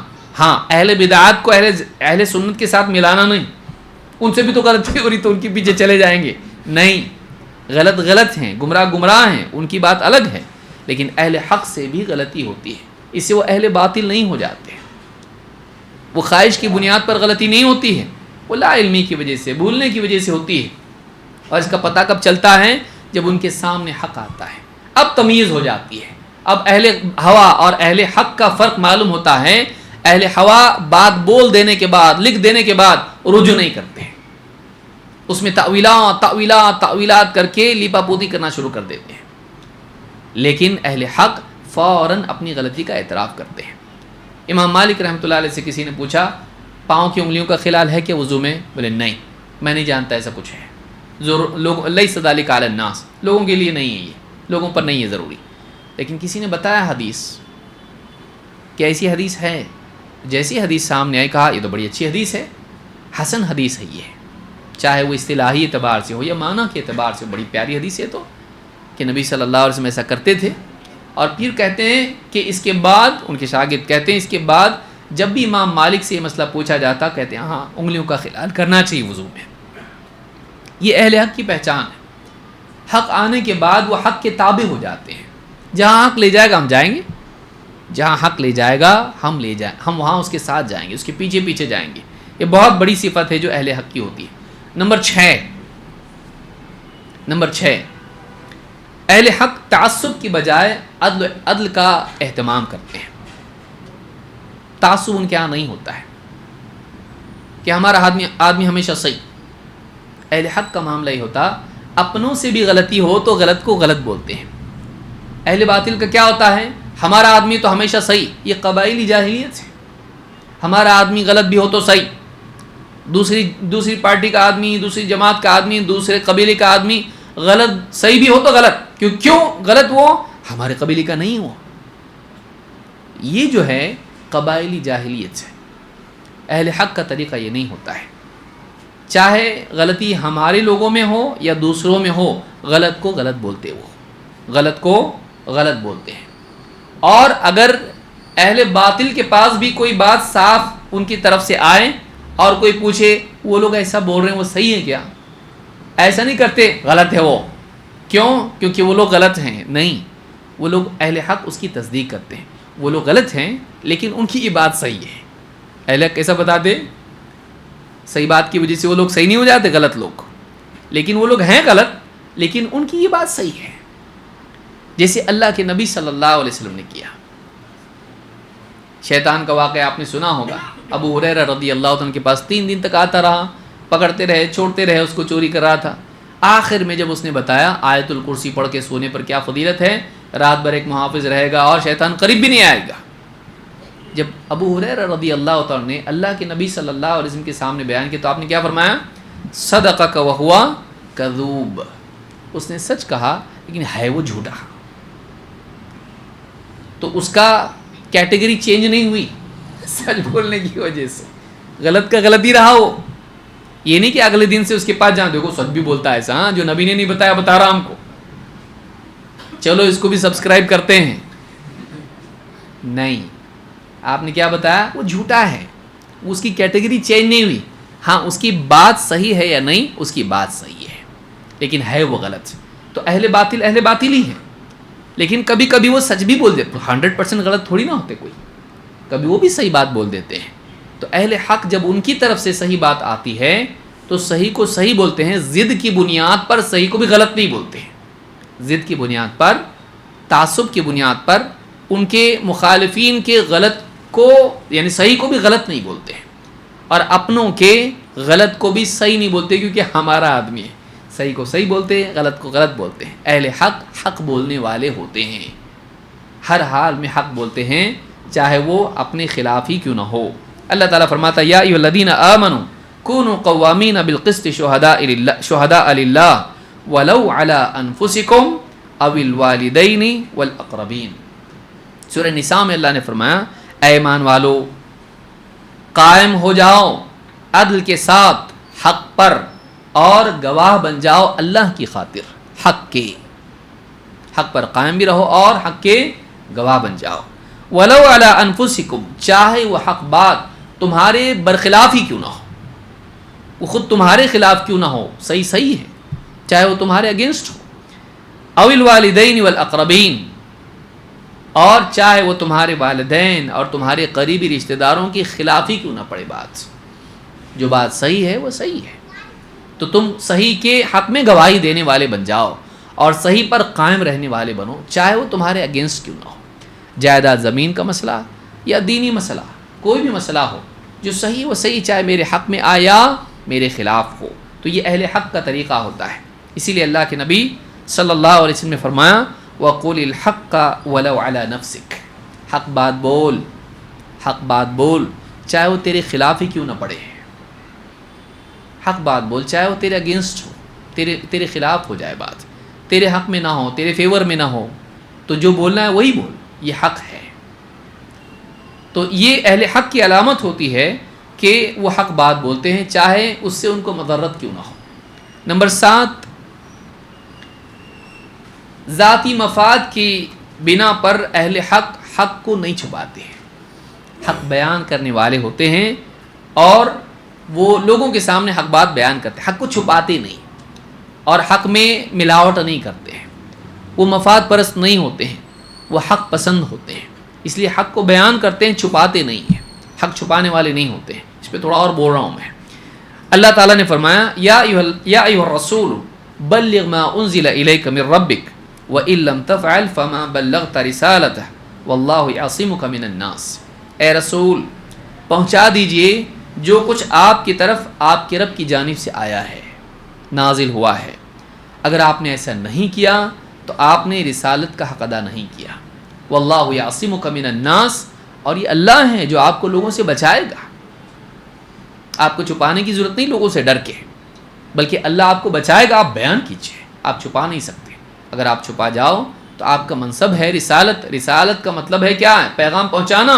آپ نے نہیں پہنچایا تو ذمہ داری پوری ہوئی نہیں. تو اللہ نے اپنے نبی سے کہا کہ آپ بتائیے, چھپائیں گے نہیں. یہود کے بارے میں اللہ تعالیٰ نے فرمایا, بنی اسرائیل کے بارے میں کیا کہا؟ وَلَا تَلْبِسُوا الْحَقَّ بِالْبَاطِلِ وَتَكْتُمُوا الْحَقَّ وَأَنْتُمْ تَعْلَمُونَ, اور حق اور باطل کو آپس میں گڈمڈ نہ کر دو, مکس اپ نہ کرو کہ ایسے طور پر بات بیان کی جائے کہ آدھی حق ہو آدھی باطل, مکس اپ کر کے کنفیوز مت کرو لوگوں کو. وَتَكْتُمُوا الْحَقَّ, اور نہ حق کو چھپا جاؤ. وَأَنْتُمْ تَعْلَمُونَ, جبکہ تمہیں معلوم ہے حق کیا ہے. یہود کیسا کرتے تھے؟ ہاں آخری نبی ایک آنے والا ہے لیکن وہ عربوں میں سے نہیں ہے, تو آدھا کیا ہے؟ حق، آدھا باطل، کہ نبی آنے والا ہے لیکن وہ یہاں سے نہیں ہے. تو اس طرح سے کر کے لوگوں کو کنفیوز کرتے تھے، یا ان کی کتاب میں جو علامات ہیں نبی صلی اللہ علیہ وسلم کی سیرے سے چھپا دیتے تھے، بتاتے ہی نہیں لوگوں کو. تو بعض اوقات اہل باطل کی علامت یہ ہوتی ہے کہ وہ لوگوں کے سامنے حق کو بیان نہیں کرتے، اور اگر مجبوراً بیان کرنا پڑا تو ایسے انداز میں بیان کرتے ہیں کہ بتانا نہ بتانا برابر ہو، حق واضح نہ ہو پائے. اپنی تفصیلات، اپنی تشریحات ملا کے بولتے ہیں کہ وہ بات ان کے حق میں آ جائے. تو یہ اہل باطل کا طریقہ ہوتا ہے، اہل حق کا نہیں. صحیح بات صحیح ہے اس کو بیان کر دیتے ہیں، چاہے ان کے حق میں ہو چاہے ان کے خلاف، اور چھپاتے نہیں ہیں. تو تعصب بھی نہیں کرتے ہیں جیسے پہلے ہم نے دیکھا، اور حق کو چھپاتے بھی نہیں ہیں، حق میں ملاوٹ بھی نہیں کرتے ہیں، بلکہ حق کو صاف صاف پہنچا دیتے ہیں. فاصدع بما تؤمر، اللہ نے کہا صاف صاف پہنچا دو جو آپ کو حکم دیا گیا ہے. تو صاف صریح الفاظ میں یا انداز میں اس کو بیان کر دیتے ہیں. یہ تہمت کے چھپانا، علی مرزا اہل علم پر یہ تہمت لگاتا ہے، علماء پر، خاص کر کے اہل حدیث پر. اور علی مرزا کے ماننے والے جتنے بھی پیدل ہیں، یہ سب کے سب یہ علماء کے بارے میں گمان رکھتے ہیں کہ علماء بتاتے نہیں. کیا نہیں بتاتے ہیں؟ صحابہ کے آپسی اختلافات کو لوگوں کے سامنے بیان نہیں کرتے، جبکہ بخاری میں ہے، مسلم میں ہے. یہاں آپ دیکھیں گے کہ اولاً تو علماء بتاتے نہیں ہیں، تو پھر بخاری میں کیسا آیا؟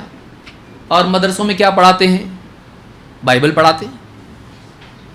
بھائی مدرسوں میں پڑھاتے نہیں ہیں، کیا بخاری کا ترجمہ نہیں ہوا ہے؟ کون کیا یہ؟ کون سے علماء کیے ہیں؟ یہ اہل حدیث علماء نے کیا ہے. تو اس کو چھپانے کا کیا مطلب ہے؟ کیا بخاری سے غائب کر دی ان ساری حدیثوں کو؟ کیا مسلم سے غائب کر دی ان چیزوں کو؟ وہ اپنی جگہ ہیں. نہ صرف یہ کہ وہ عربی میں ہیں، بلکہ ان کے ترجمے بھی ہوئے ہیں، اردو میں ہوا ہے، اور کتنی ہندی میں ہوا ہے، اور کتنی زبان انگلش میں ہوا ہے. یہ کس نے کیا؟ تو چھپانے کا جو الزام ہے کس پر ہے؟ سوچئے. تو یہ جو بات ہے، یہ کہنا کہ چھپاتے ہیں. دوسری بات یہ کہ عوام کے اندر ہر وقت آپ وہی باتیں بیان کرتے رہو صحابہ کے اختلافات کی، تو اس کا مقصد کیا ہے اور اس کا انجام کیا ہے؟ بھئی آپ اپنے گھر میں جب بھی بات کریں، ماں باپ کے آپ کے اختلافات بیان کرتے رہے بھائیوں بہنوں کے بیچ میں، چلے گا ایسا؟ کرتے آپ ایسا کہ آپ کے ماں باپ کی وفات ہو گئی اور آپ بھائی بہن ہاں جب بھی چھٹیوں میں، گرمی کی چھٹیوں میں جمع ہوتے، آپ کیسے لڑتے تھے نا اپنے امی ابا. ہاں کبھی کبھی تو اماں بھی سر میں بیلن مار دیتی تھی ابا کے. بولتے آپ ایسا؟ سوچئے. نہیں بولتے آپ کیا کرتے؟ ان باتوں کو ڈراپ کرتے. آپ کی ڈائری میں کچھ کالے صفحات بھی رہتے ہیں ماں باپ کے بارے میں، لیکن آپ کیا کرتے؟ جگ گئے نا دنیا سے ابھی. اچھا ایک آدھا نکال بھی دیا، ایک بار تو ایسا ہو گیا تھا، ابا نے ایسا کر دیے تھے، گالی دے دیے تھے، مار دیے تھے، مسجد میں ایسا کر دیے تھے. تو دوسرا کیسا بولتا؟ اب گئے نا وہ دنیا سے، کائے کو ان کے بارے میں ایسی بات کر رہا؟ اچھی بات بولنا ذرا ان کے بارے میں. تو ایسی باتیں کیوں نکال رہا ان کے بارے میں؟ ہے کہ وہ سامنے اپنے ابھی تو باپ کے بارے میں جانتا، صحابہ کے بارے میں نہیں سمجھ میں آتا. اچھا اس کا حاصل کیا ہے؟ حاصل کیا ہے سوائے اس کے کہ لوگوں کے دلوں میں صحابہ کے بارے میں بدگمانی پیدا ہو جائے. کیونکہ تو بتانے والا ایسے انداز میں نہیں بتا رہا کہ ان کا دفاع کرے، ان کے بارے میں تو صفائی دے. بتانے والا ایسے انداز میں بتا رہا ہے اور بدگمانی پیدا ہو. اچھا عجیب بات یہ ہے، اور یہ میرا یعنی جو بھی علی مرزا کے ماننے والے ان لوگوں سے سوال ہے، کیا علی مرزا نے حضرت علی کا دفاع کرتا نا؟ مولا علی مولا علی مولا علی. ٹھیک ہے، حضرت علی کا ایک قول ہے بخاری میں، حدث الناس بما یعرفون اتحبون ان یکذب اللہ ورسولہ. لوگوں کے سامنے وہی باتیں بیان کرو جو ان کی سمجھ میں آ سکیں. کیا تم یہ چاہتے ہو؟ کیا تمہیں پسند ہے کہ اللہ اور اس کے رسول کے جھٹلانے تک بات چلی جائے؟ تو حضرت علی کیا بول رہے ہیں؟ سب کو سب بتاؤ. دو باتیں اس میں. ایک تو یہ کہ یہ حدیث بخاری میں ہے کہ نہیں. کوئی بھی آدمی علی مرزا کے کتنے لیکچر ہیں؟ 786. کتنے ہیں؟ 420. جتنے بھی لیکچر اس کے ہیں ان میں اس نے کہیں یہ قول حضرت علی کا بتایا ہو ہے لا کے دکھانا. کسی کے پاس ہو مجھ کو وہ کلپ بھیج دے جس میں علی مرزا نے حضرت علی کا یہ قول بتایا ہو. اب اس میں حضرت علی کیا بول رہے ہیں؟ ایک تو پہلے اس نے چھپایا بخاری میں کا کیونکہ اس کے فیور میں وہ نہیں ہے. دوسری بات اس قول میں حضرت علی کیا کہہ رہے ہیں؟ جو اہل حدیث علماء پر جو تہمت ہے چھپاتے ہیں، کیا یہ حضرت علی پر نہیں آ رہا؟ وہ کیا بول رہے ہیں؟ لوگوں سے وہی بات بیان کرو جو ان کی سمجھ میں آئے. کیوں؟ کیا تم یہ چاہتے ہو کہ اللہ اور اس کے رسول کو جھٹلایا جائے؟ کیونکہ اس کا انجام برا ہے. ایسی بات جو اللہ اور اس کے رسول کے بارے میں شک یا تکذیب تک جاتی ہو، عوام کے سامنے ایسی باتیں نہیں بیان کرنا. جو باتیں آسانی سے سمجھ میں آ سکتی ہوں اور ان کے ایمان کے بڑھنے کا ذریعہ بنے، ان کی دینداری کا ذریعہ بنے، وہ ان کے سامنے بیان کرو. لیکن جو ان کے ایمان اور دین کو غلط برباد کر سکتی ہوں غلط فہمی کی وجہ سے، کیونکہ فہم کی بات ہو رہی ہے یہاں پر، تو ایسی باتیں ان کے سامنے مت بیان کرو. تو حضرت علی بھی تو وہی بول رہے ہیں جو اہل حدیث علماء بول رہے ہیں کہ صحابہ کے اختلافات اور ایسی باتیں جو عوام نہیں سمجھ سکتے ہوں اور اس کی وجہ سے ان کے دلوں میں صحابہ سے بدگمانی پیدا ہو اور پھر وہ حدیثوں کے اور قرآن کے بارے میں بھی شک میں پڑ جائیں، تو ایسی باتیں عوام میں سے ہر ایک کے سامنے مت بیان کرو. ہاں، مدرسوں میں لائق طلبہ ہیں جو شروعات کی منزلیں طے کر چکے ہیں، ان کے سامنے تو بیان کر سکتے ہو. بولے نا یہ بات علماء یہ کرتے کہ نہیں کرتے، لیکن وہ یہ تاثر دیتا ہے کہ علماء اس کو چھپا جاتے ہیں. تو یہ حدیث، یہ قول حضرت علی کا جس کو مولا علی بولتا ہے، تو حضرت علی کا یہ قول کیوں بیان نہیں کیا لوگوں کے سامنے؟ کیا اس نے نہیں چھپایا یہ؟ اور کیوں چھپایا یہ؟ حضرت علی کی ساری باتیں بیان کر رہا ہے، یہ بات کیوں بیان نہیں کیا؟ اس لیے کہ یہ اس کے فیور میں نہیں ہے. تو یہ اہل باطل کی علامت ہوتی ہے کہ وہ اپنے مفاد کے لیے ایسی باتیں چھپا جاتے ہیں جو ان کے خلاف پڑتی ہوں. سمجھ میں آئی بات؟ تو چھپا رہا وہ بھی تو ہے نا، لیکن وہ اپنی وجہ سے چھپا رہا ہے. ہم عوام کی ایمان کی وجہ سے ان کے سامنے کچھ کے سامنے نہیں بیان کرتے ہیں، ورنہ طلباء کو بیان کیا جاتا ہے، اس بارے میں وضاحت ہوتی ہے، ان کو تاریخ پڑھائی جاتی ہے، ان کو حدیثیں پڑھائی جاتی ہیں، ان کو سیرت پڑھائی جاتی ہے، اس میں وہ صحابہ کے اختلافات بھی آتے ہیں. تو اہل حق کو چھپاتے نہیں ہیں، بیان کرتے ہیں، لیکن اس کے اہل کے سامنے، اس کے اہل کے سامنے. بیوی شوہر کے جھگڑے ہوں تو اپنے بیٹوں کو بلاتے رہو، ہمارے جھگڑے تم سنو کیا چل رہا ہمارا، بتاتے. یا بچوں کے سامنے، بالغ بچہ بھی ہے، اس کی شادی کے مسئلے ہیں، باپ اس کو سکھا رہا، بیٹا آیا میں بھی علم حاصل کرنا چاہتا ہوں، 8 سال کا ہے وہ، بیوی کے پاس کیسا جانا باپ بتا رہا، اس کو بیٹھے دیں گا، وہ کیا بولیں گا اس کو؟ تو بھی بیٹھ، علم حاصل کر. بیوی کے ساتھ تعلق کیسے قائم کیا جاتا ہے نکاح کے بعد میں سکھائے گا بچے کو. کیا بولے گا؟ ابھی تیرا ٹائم نہیں آیا بیٹا، نہیں سمجھ میں آئے گا، جا میں اس کو سکھا رہا ہوں. کیا کیا اس نے؟ علم چھپایا. وہ بچہ جا کے پورے واٹس ایپ پہ سب کو بھیجنے لگا، ابا کے، ہمارے ابا علم چھپاتے ہمارے سے، میری بھی تو شادی ہونی ہے. بیٹا تیری شادی کا جب وقت آئے گا نا تو اس کو بھی بتائیں گے، ابھی تو تیری شادی کا وقت آیا نہیں، ابھی تجھے پاجامہ پہننا نہیں آتا بیٹا، تو اب تیرا وقت آیا نہیں. یہ زندگی میں آدمی جانتا ہے، سمجھتا ہے، یہ کوئی بہت مشکل بات نہیں سمجھنے میں، لیکن جب علماء سے بدگمان کرنے کی نیت ہو تو آدمی ڈوبتے کو تنکے کا سہارا، وہ باتوں کو کیسا بھی کر کے لوگوں کے سامنے بیان کرتا ہے تاکہ اہل حق سے گمراہ کر کے یہ بتا کہ میں بیان کرتا ہوں، میرے پاس آؤ. اللہ تعالیٰ ہم سب کی حفاظت فرمائے ایسے لوگوں سے جو امت کو گمراہ کرتے ہیں، اور ہم کو اہل حق سے جڑے رہنے کی اور ان سے استفادہ کرتے رہنے کی توفیق عطا فرمائے. اقول ھذا واستغفر اللہ لی ولکم.